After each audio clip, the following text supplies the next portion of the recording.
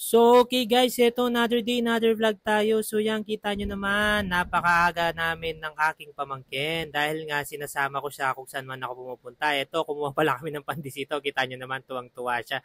At ayun, nandito na nga kami sa bahay. At pagdating nga sa bahay, sakto yan, si Mami gising na. Syempre, ano pa bang gagawin natin? Yung nagpapasaya sa atin, isi-serve natin si Mami. At ito guys, bali ito pala yung ulam namin ngayon. Tignan nyo naman guys, yan. Bopis, yan. Pinagsandok ko pa si Mami, yan. Parang, kahit pa paano, parang naka-fine dining din siya. Oop! May pa ganong-ganon pa. Ito guys, kakain na kami. Kain na po tayo. Yan, di ba? Sarap na sarap Daddy Jepo nyo. Kailangan nating mag-charge bago tayo mag-grind for today. Medyo madami-dami tayong gagawin. Araw-araw naman, madami kang ginagawa, Daddy Jepo. At ayun pala guys, pinag-pack ko na rin yung baon yung asawa ko para makatipid na rin. Nagustuhan niya yung luto ng nanay ko na bopis. At eto, iinom lang tayo ng tea at ayun, biglang dumating yung delivery ng tube ice.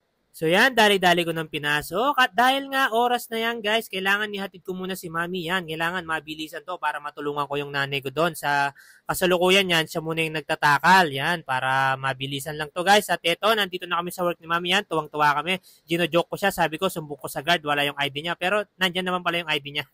At eto nga guys, mabilisan lang. Nandito na nga ako sa bahay. Yun, habol pa tayo ng tatakaling tube ice. Nakalahati lang ng nanay ko at ako din sa kalahati. And after nung guys, eto, sinuot ko lang naman yung panlaban natin sa init at tayo pupunta ng palengke guys. Yan.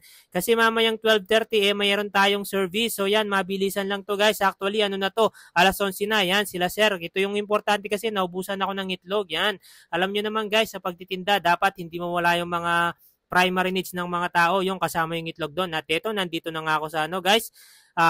Palengke. At ito, dali-dali na nga akong bumili ng mga over-the-counter na gamot, yan, primary lang din guys, yan. Siyempre, kailangan din ng mga tao yan. At ito, hindi naman ako bumili ng bigas, pero naghaya ko kay Sir Romel, at ayun, kay lola ko, nagulat siya.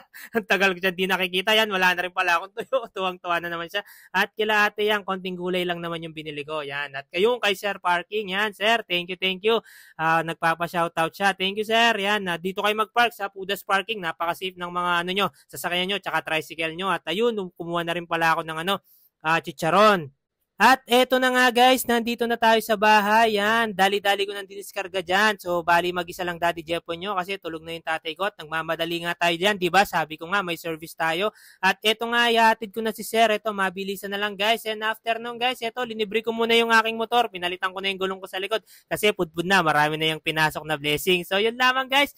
Maraming salamat. Nandito na nga ako sa bahay. Siyempre, iinom muna tayo ng tubig. Yan, ubos yan. Finger heart kayo sa akin. Bye-bye.